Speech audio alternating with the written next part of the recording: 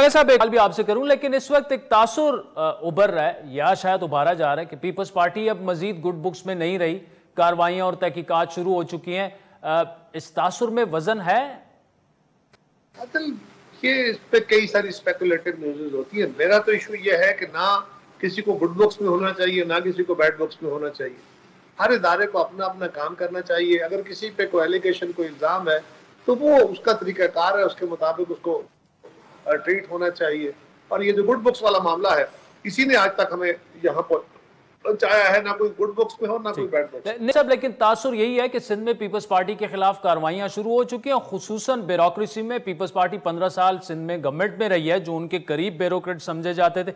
यार ऐसा कुछ नहीं है आपकी नजर में?